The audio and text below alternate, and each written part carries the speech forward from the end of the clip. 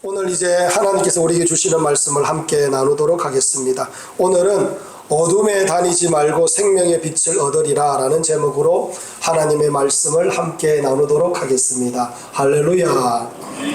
여러분, 미국의 필라델피아 켄싱턴 거리에 가면 마약에 찌든 사람들이 길거리에 너무나 많이 나뒹굴어져 있는 그런 모습입니다. 좀비처럼 이렇게 목을 툭, 허리를 이렇게 누그러뜨리고 비실비실 거리면서 걷는 사람들이 참 많습니다. 또 공원에 가면 마약을 하고 있는 사람들이 공원을 점령하고 있습니다. 서로에게 마약을 놔주고 마약을 팔고 또 마약을 하기 위해서 돈이 되는 일이라면 무엇이든지 하기 때문에 성매매 그리고 범죄가 계속해서 급증하는 그런 일들이 있다라고 말합니다. 여러분, 제가 어릴 때 살았던 그 지역이 땅골이라는 동네였습니다. 땅골이라는 이 지역은 가난한 지역이었습니다. 부모님들은 하루 벌어서 하루 살아가는 그런 가정의 모습들이 많았습니다. 그래서 그 아이들이 방치되는 모습들이 많았는데 이 땅굴에서는 유행처럼 부는 바람이 있었습니다. 초등학교를 졸업하고 중학생쯤 되면 2학년쯤 되면 학교를 다 잘리는 겁니다. 학교를 다 그만두는 겁니다. 제적당하고 이러면서. 그러다가 얼마 있지 않으면 이 아이들이 소년원에 들락날락거리면서 그렇게 청소년기를 보내는 그런 모습들이 있었습니다. 다시 말해, 죄에 대한 경각심이 없이 자란 아이들은 자라났어도 이제 내 나이 때 내 친구들을 이렇게 한 번씩 만나보면 가정이 무너져 있고 올바르게 가정을 꾸려나가는 사람들이 거의 없다시피 한 그런 모습입니다. 여러분, 성경에서도 보면 소돔과 고모라가 얼마나 타락했는지 동성애가 가득한 그런 모습이었습니다. 자신의 육을 위해서만 살아가는 도시가 소돔과 고모라의 모습입니다. 결국 죄가 한 인간을 무너뜨리고 한 가정을 무너뜨리고 한 도시를 무너뜨린다, 한 나라를 무너뜨린다는 것을 우리가 금방 깨달아 알 수가 있습니다. 여러분, 죄로 인하여 망하게 되는 것이고 죄로 인하여 죽게 되는 것입니다. 그렇기 때문에 죄는 우리의 원수입니다. 여러분, 우리가 그렇게 알아야 됩니다. 죄와 함께 거하는 것이 아니라 죄가 우리의 원수라는 인식을 우리가 분명히 가져야 될 줄 믿습니다. 아멘. 그렇기 때문에 여러분과 저는 죄를 미워해야 되고 죄와 싸워야 됩니다. 아멘. 그래서 오늘 말씀을 통하여 여러분과 제가 죄와 싸우는 자가 되기를 원합니다. 아멘. 죄를 미워하고 죄를 이기고 우리의 유일한 소망, 죄에서 우리를 건져주신 우리 구주 예수님을 더욱더 붙잡는 계기가 되기를 간절히 축원합니다. 네. 그래서 오늘 먼저 본문을 잠시 설명하겠습니다. 사랑하는 성도 여러분, 1절과 2절 말씀을 함께 한번 읽어보도록 하겠습니다. 1절과 2절 말씀 읽겠습니다. 시작. 예수는 감난산으로 가시니라. 아침에 다시 성전으로 들어오시니 백성이 다 나오는지라 앉으사 그들을 가르치시더니. 아멘. 예수님께서 감난산에서 기도에 푹 잠기셨다가 아침에 다시 성전으로 나오셨습니다. 여러분, 이런 아침인데도 많은 사람들이 예수님께 나와서 예수님이 전하시는 그 말씀을 듣고 싶어하고 있는 모습입니다. 왜 그러냐면은 초막절에 예수님께서 말씀을 주셨습니다. 누구든지 목마르거든 내게로 와서 마시라. 이 말씀을 통하여 많은 하나님의 백성들이 큰 은혜를 받았습니다. 그래서 말씀을 사모하며 예수님께로 다시 나오고 있는 모습입니다. 이때 서기관과 바리새인들이 음행 중에 잡힌 여자를 데리고 나옵니다. 끌고 나옵니다. 그리고 뭐라고 하느냐면은 모세의 율법에 의하면 이러한 여자를 돌로 치라 명하셨는데 선생은 어떻게 말하겠나이까? 라고 하며 예수님께 묻습니다. 이들의 말을 들어보면 말에 뭐가 발려 있느냐면은 독이 발려져 있습니다. 예수님께서 율법대로 돌을 치라라고 하면 바리새인과 서기관들은 아마 딴지를 걸 겁니다. 지금까지 예수님께서 사랑하라고 그렇게 말씀하셨는데 사랑은 도무지 어디 가고 이 여인을 돌로 쳐 죽이라고 말합니까? 이러면서 시비를 걸고 예수님을 고발할 겁니다. 예수님을 죽이려고 달려들 겁니다. 뿐만 아니라 예수님께서 용서하라라고 하면 율법을 지키지 않는다라고, 선지자가 어떻게 율법을 지키지 않을 수가 있느냐라고 하면서 또 다른 딴지를 걸 겁니다. 예수님을 꼭 잡아서 예수님을 죽이려고 달려들 겁니다. 여러분, 이들의 이 교묘한 수법을 아시는 예수님께서 말씀을 하지 아니하시고 몸을 굽히셔서 손가락으로 땅에 글을 쓰셨다라고 말씀하고 있습니다. 이 대목을 어떤 주석가는 돌을 들어서 치려고 하는 사람들의 이름을 일일이 기록하고 그 옆에 그들의 죄를 기록하였다라고 그런 말을 하곤 합니다. 그리고 나서 일어나셔서 너희 중에 죄 없는 자가 먼저 돌로 치라라고 그렇게 말씀하시고 다시 땅에 글을 쓰셨습니다. 그러자 어른으로부터 젊은이까지 하나씩 다 떠나가고 예수님과 여인만 남았더라라고 말씀하고 있습니다. 그때 예수님께서 여인에게 말씀합니다. 나도 너를 정죄하지 아니하노니 가서 다시는 죄를 범하지 말라, 그렇게 말씀하셨습니다. 여러분, 예수님은 서기관과 바리새인들의 괴계를 무찌를 뿐만 아니라 여인을 죄에서 구원하시기까지 하는 그런 은혜로운 예수님의 모습을 여기서 볼 수가 있습니다. 여러분, 이 말씀을 통하여 우리는 죄에 대해서 어찌해야 되는지를 한번 살펴보고자 원합니다. 그리고 죄를 버리고 생명 되시는 예수님을 어떻게 믿고 따라가야 되는지 오늘 본문에서 말씀하고 있습니다. 사랑하는 성도 여러분, 그래서 이 본문을 통하여, 이 말씀을 통하여 여러분과 제가 죄를 이기고 우리 구주 예수님을 붙잡고 따라가는 그런 하나님의 백성들이 되기를 간절히 축원합니다.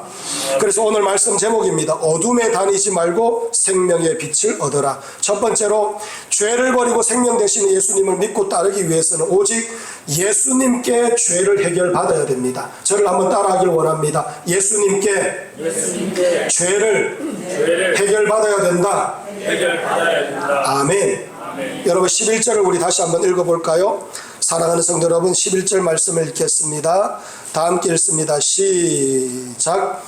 대답하되 주여 없나이다. 예수께서 이르시되 나도 너를 정죄하지 아니하노니 가서 다시는 죄를 범하지 말라 하시니라. 아멘. 여러분, 11절을 읽어보면 예수님께서 여인에게 나도 너를 정죄하지 아니하겠다. 가서 다시는 죄를 범하지 말아라. 예수님께서 그렇게 말씀해 주셨습니다. 예수님께서 여인의 죄를 용서해 주고 계십니다. 수많은 사람들이 돌을 들어서 치려고 하였고 그 가운데 이 여인은 사실 속수무책이었습니다. 이제 돌에 맞아 죽을 수밖에 없었습니다. 죄의 대가를 치를 수밖에 없는 그런 여인이었습니다. 하지만 예수님께서 돌을 들어서 치려고 하는 그 수많은 사람들에게서 이 여인을 구원해 주셨다는 것을 우리는 알 수가 있습니다. 예수님께서 건져 주셨어요. 결국 예수님을 통해서 죄를 해결받아야 된다는 것을 하나님께서 우리에게 선명하게 말씀해 주고 계시는 겁니다. 여러분, 예수님께서 나의 죄를 위해서 십자가에 못 박혀 죽으셨다.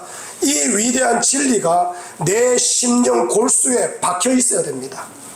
내 심령 가운데 자리 잡아야 됩니다. 나를 지배해야 됩니다. 나를 움직이고 가는 말씀이 되어야 되는 것입니다. 할렐루야. 예수님께서 나를 위하여 죽음의 대가를 치르셨다. 나를 용서하여 주셨고 나를 구원하여 주셨고 우리 구주 예수님께서 나를 지옥에서 건져 주셨다. 여러분, 이 고백으로 살아가는 하나님의 백성들이 되어야 될 줄 믿습니다. 그때부터 우리는 우리 구주 예수님의 종이 되어서 살아가는 것, 이것이 우리들의 가장 큰 기쁨이 되는 겁니다. 예수님이 나보다 먼저가 되고 예수님의 말씀이 나의 기준이 되며 예수님께서 나의 진리가 되는 겁니다. 할렐루야. 여러분과 제가 우리 구주 예수님께서 나의 기준이시며 나의 진리이시며 나의 구세주이십니다라고 고백하며 살아가는 하나님의 백성들이 되기를 간절히 축원합니다. 여러분, 세상에서 제일 불안한 것이 무엇이냐면은 예수 없이 사는 겁니다. 제일 불안한 것이 예수 없이 사는 겁니다. 제일 헛된 것이 뭔지 압니까, 여러분? 예수 없이 사는 거예요. 여러분, 제일 안타깝고 제일 불쌍한 사람들이 누구냐? 예수 없이 사는 사람들입니다. 왜 그러냐면은 예수님을 통해서 죄를 용서받지 못하면 그 영혼은 멸망이며 저주이며 지옥이며 영원한 형벌을 벗어나지 못하기 때문입니다. 이 땅에서 아무리 배부르게 살고 잘 먹고 잘 산다 하더라도 예수 믿지 못하면 지옥불로 떨어지는데 그게 무슨 영광된 삶이며 그게 무슨 복된 삶입니까? 절대로 예수 없이 복을 누릴 수 없고 영광을 누릴 수가 없다는 것을 우리 주님께서 말씀합니다. 여러분, 오늘 이 끌려 나온 여인을 보십시오. 돌에 맞아 죽을 운명이었습니다. 하지만 예수님을 통하여 생명을 얻게 되는 놀라운 역사가 있었습니다. 여러분, 예수 믿는 게 바로 이겁니다. 죽었는데 살아나는 거예요. 구원을 얻는 겁니다. 그런데 이것이 다가 아니라 하나님의 백성이 되며 영원한 천국이 우리의 것이 되며 영원토록 나를 구원하여 주신 거룩하신 하나님을 찬송하고 기뻐하는 영광 중에 그 놀라운 은혜를 받는 것이 바로 우리들의 모습이 된다는 겁니다.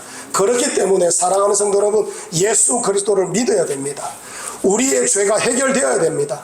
아직도 예수님을 영접하지 못했다면 그 예수님을 내 마음에 모셔야 됩니다. 할렐루야. 예수님을 나의 구세주로 믿는 하나님의 백성들이 되어야 될 줄 믿습니다. 이 은혜가 여러분과 저의 은혜가 되기를 간절히 축원합니다. 여러분, 예수님께서 붙잡혀온 여인에게 말씀합니다. 우리 11절을 다시 한번 읽어보도록 하겠습니다. 다 함께 읽겠습니다. 시작. 대답하되 주여 없나이다. 예수께서 이르시되 나도 너를 정죄하지 아니하노니 가서 다시는 죄를 범하지 말라 하시니라. 아멘. 여러분, 예수님께서 죄에 대해서 아주 단호하게 말씀하고 계십니다. 다시는 죄를 범하지 말라. 이 말은 여러분, 죄와 싸워라 라는 그런 뜻입니다. 죄를 용납하지 말아라. 죄를 따라가지 말아라. 죄와 함께 있지 말고, 죄를 마음에 품지 말고, 죄를 추종하지 말아라. 우리 주님께서 그렇게 말씀하고 있습니다. 여러분, 이 말씀이 여러분들과 저에게 큰 의미가 있는 말씀이 되어야 됩니다. 왜냐하면 우리 구주 예수님께서 우리들의 죄를 해결해 주셨기 때문입니다. 이 말씀은 우리에게 의미가 있는 말씀이 되어야 됩니다. 왜? 예수님께서 내 죄를 위하여 십자가에 못 박혀 죽으셨기 때문입니다. 예수님께서 나를 구원하여 주셨고 나에게 생명을 주셨기 때문입니다. 그래서 여러분과 제가 이 여인에게 예수님께서 하시는 이 말씀이 바로 나의 말씀으로 들려지는 놀라운 역사가 있어야 될 줄 믿습니다. 다시는 죄를 범하지 말라. 죄와 치열하게 싸워라. 죄를 미워하여라. 죄를 저주하여라. 죄를 이겨라. 죄를 용납하지 말아라. 이 말씀이 바로 여러분과 제 말씀이 되어야 될 줄 믿습니다. 사랑하는 성도 여러분, 죄와 싸우십시오. 음란과 싸우고 세상의 유행과 싸우고 세상의 정욕과 싸워야 됩니다. 우리는 싸워야 됩니다. 우리 속에 여전히 있는 그 지독한 고집과 아집과 교만과 나의 정욕과 여러분 싸워야 됩니다. 예수 이름 앞에 이 모든 것이 꼬꾸라질 것이기 때문에 여러분, 우리는 싸우고 또 싸우는 그런 하나님의 백성들이 되어야 될 줄 믿습니다. 예수 이름 앞에 마귀는 떠나가고 귀신도 떠나가고 병마도 물러가고 저주도 떠나가는 역사가 있습니다. 그렇기 때문에 죄와 예수 이름을 의지하며 죄와 싸우는 그런 하나님의 백성들이 되어야 될 줄 믿습니다. 히브리서 12장 4절 말씀을 보면 너희가 죄와 싸우되 아직 피 흘리기까지는 대항하지 아니하고 이렇게 말합니다. 이 말씀의 의미가 뭐냐면은 죄와 싸울 때는 피 흘리기까지 싸워야 된다, 이런 뜻으로 말씀합니다. 이 말씀의 배경은 여러분, 로마의 검투사를 배경으로 하고 있는 그런 말씀입니다. 두 명의 검투사가 서로 싸웁니다. 여러분, 어떻게 싸웁니까? 한 사람이 피 흘리면서 죽을 때까지 싸워야 되는 겁니다.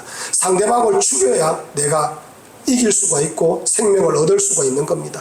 우리가 죄에 대하여 그런 마음으로 싸워야 된다는 겁니다.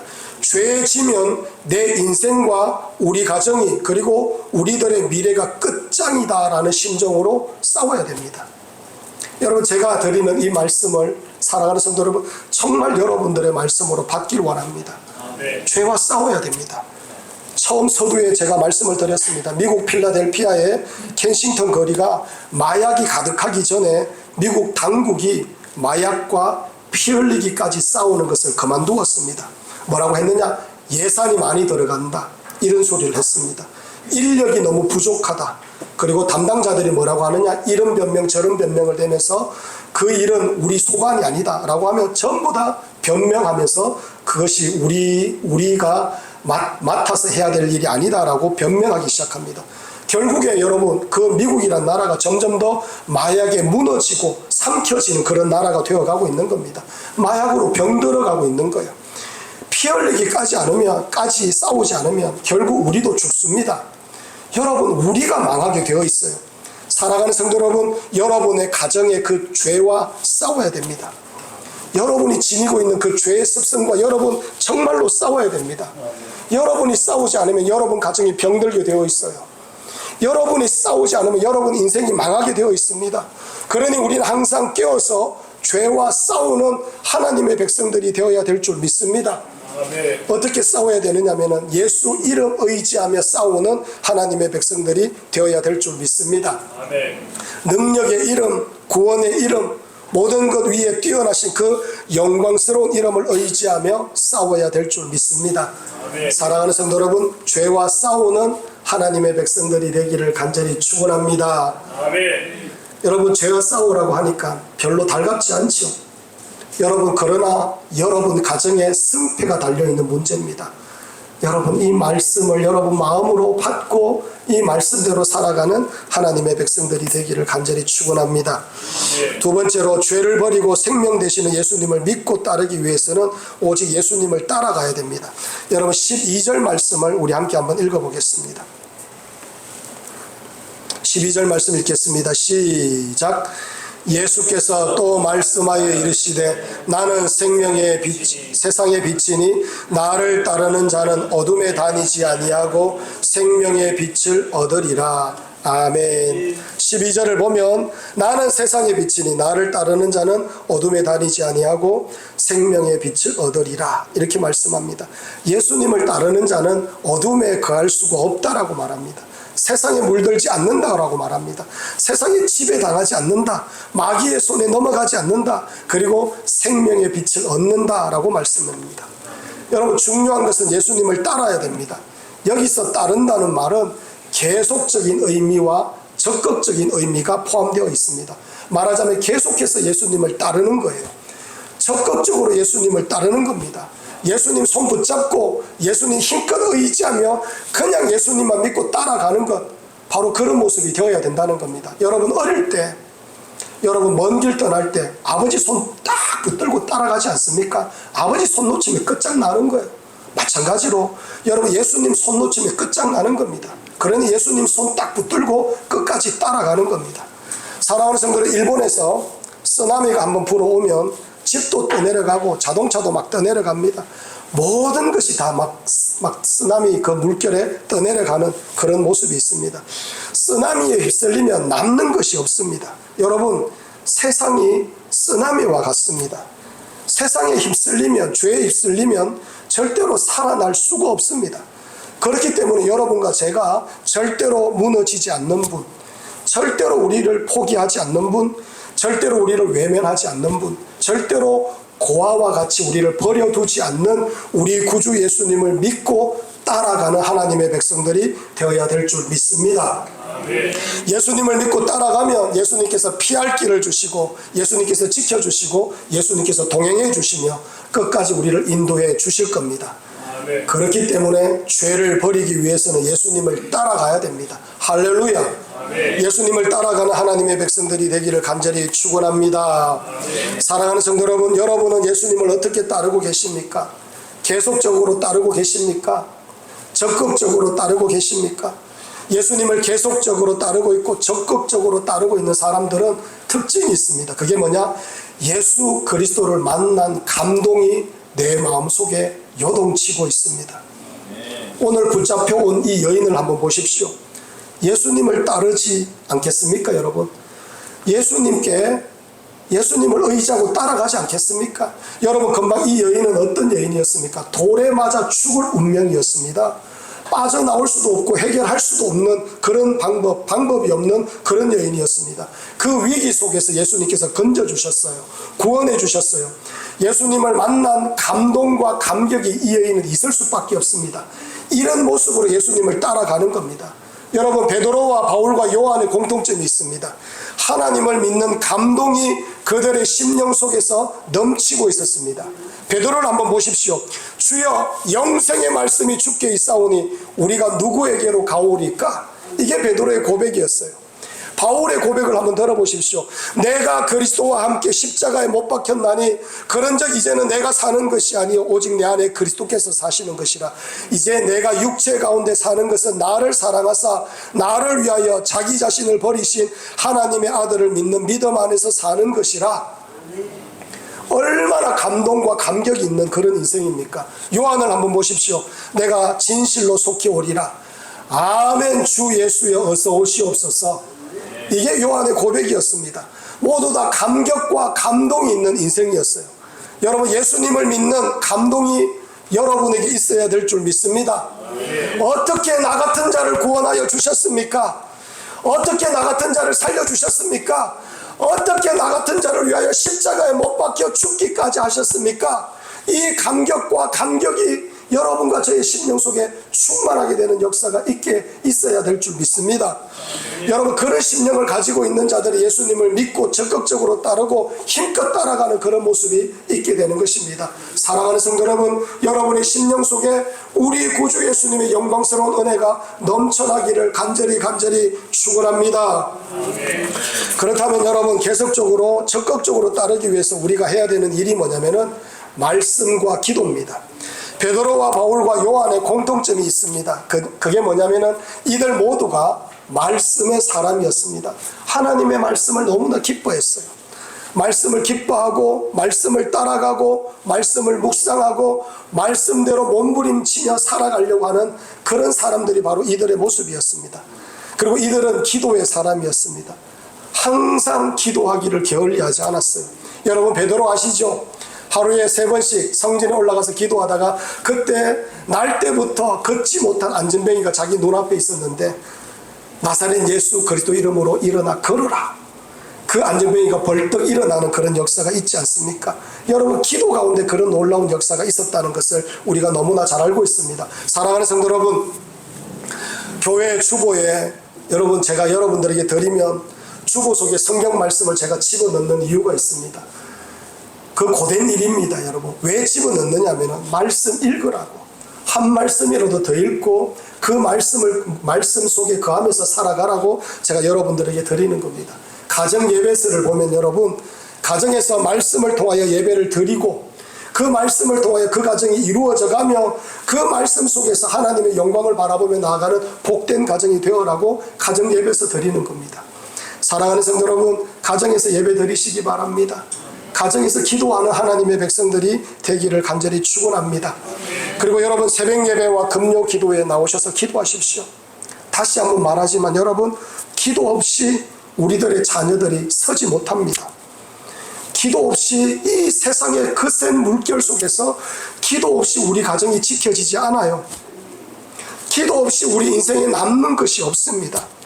여러분 주변에 믿지 않는 가족들, 믿지 않는 친지들, 믿지 않는 사랑하는 사람들, 기도 없이 단 한 명도 구원함에 이를 수 없습니다.